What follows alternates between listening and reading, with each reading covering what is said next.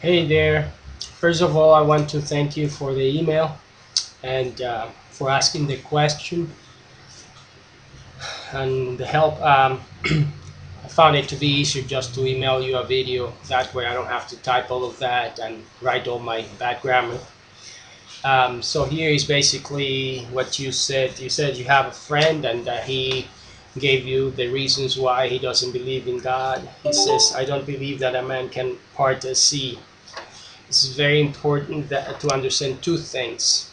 The first thing is that the fact that a person does not believe something doesn't make that belief impossible.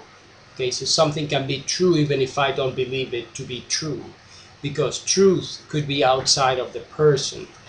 I hope you understand what I mean. The second thing is that the Bible does not say that a man parted the Red Sea. My guess is that he's talking about Moses. But what we have in the Bible is that God was the one who divided the Red Sea. It was not a man.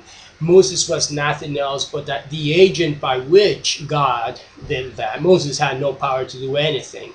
It was God who worked through the person of Moses, and he did it that way to validate his leadership among the Israelites. So he says, I don't believe that we all came from Adam and Eve, and that's okay. Yet he will have to believe that we did come from two first humans. If he doesn't want to call them Adam or Eve, that's okay. But at least one human had to evolve, since he believes in evolution. First, there had to be one first human and then another second human that came about. And somehow, from either male or female, the other gender came. Let's say the first gender was female.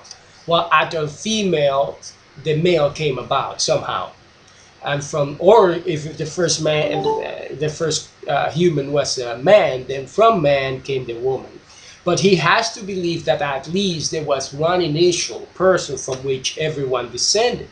That is why scientists have been able to locate even the place from which the first humans came, and they are pointing out to Africa, which is quite interesting because that's precisely where the Garden of Eden was, in that general region. So that's quite a coincidence anyway. So if he doesn't believe Adam and Eve we descend from them, that's okay, but at least he will have to believe that we do descend from somebody. One woman and one man, for that matter. Or that people live to be 1,000 years old.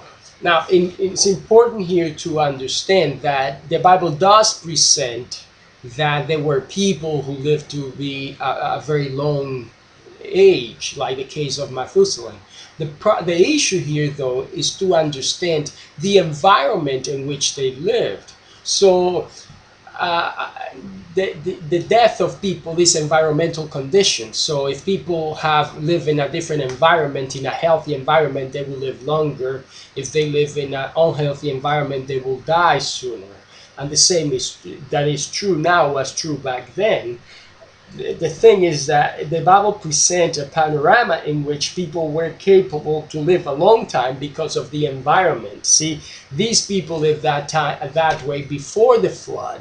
But then you notice that after the flood, the age of people gradually goes downhill and they don't live as much. Okay? So what the Bible presents to us is that during the flood itself, before the flood, the environment was protected by something. The Bible presents the name. I don't want to get into too many details. But the environment was of such kind that it would allow that people to live for a long time because it was protected in a sense. And we could get into more details with that. So then he says, I also don't believe that God creates the earth in 7 days. It doesn't seem possible to me. And that's okay. And the reason why he probably doesn't believe that is because of his concept of God. Our concept of God is that God is almighty, omniscient. He knows everything. He has no limitation in power, and he's everywhere at the same time. Now, if someone is all-powerful, would it be difficult for him to create anything or to create the world in 7 days? If God is all-powerful, it seems to me plausible that he would be capable of doing that, because there is no power that is hidden from him. Stuff in the Bible doesn't apply to today. Well, what stuff is he talking about? I mean, you can hardly comment on that. That's too general of a statement. Then he says we can live like that.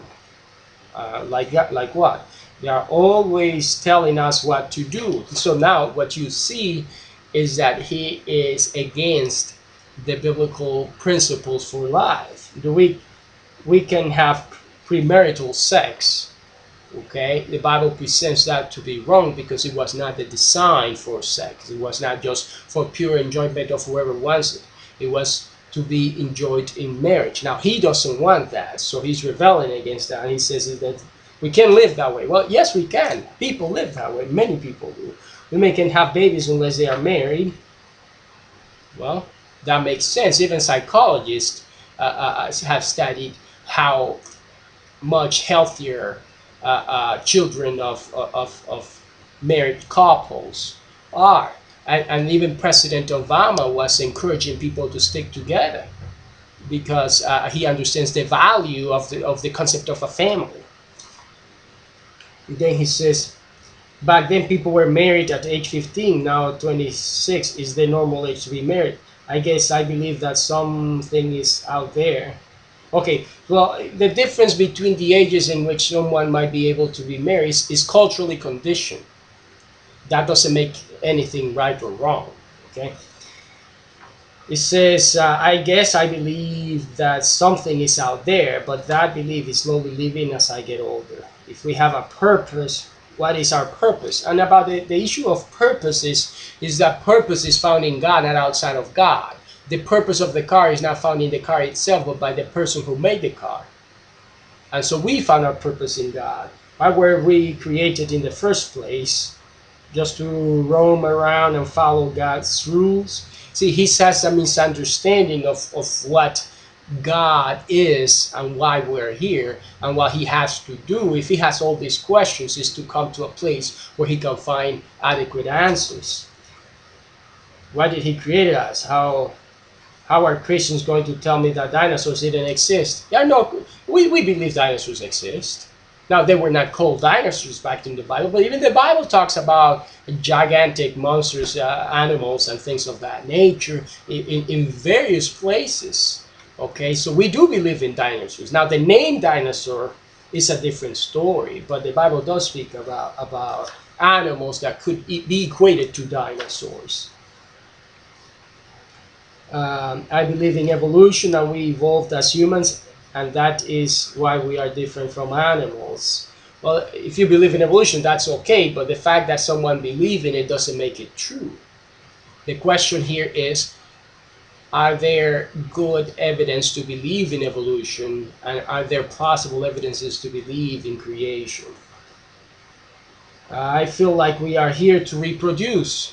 So his sole purpose in life is to reproduce. So he should be a sex maniac. I mean, if that is the purpose of life, that's what we should do. We should selfishly just go around raping people and things of that nature. Because if my purpose is to reproduce, then let's just go ahead and do it. But what kind of morality is that? What kind of end would society have if that's really and truly the purpose of life? If an animal, okay, let me see. We are intellectually superior beings. You see animals protecting their own old time. I am an animal of the group. If an animal of the group is injured, they try to take care of it. Anyway, these are some help. If you want more specific answers, I'll be more than happy to speak with you in person. He's more than happy to come to our meetings and find adequate answers. All I can see in the email is that he is searching. He's in need of some adequate answers to his questions, and we'll be more than happy to provide it if he gives us the chance. Okay? I hope this helps, and Lord bless.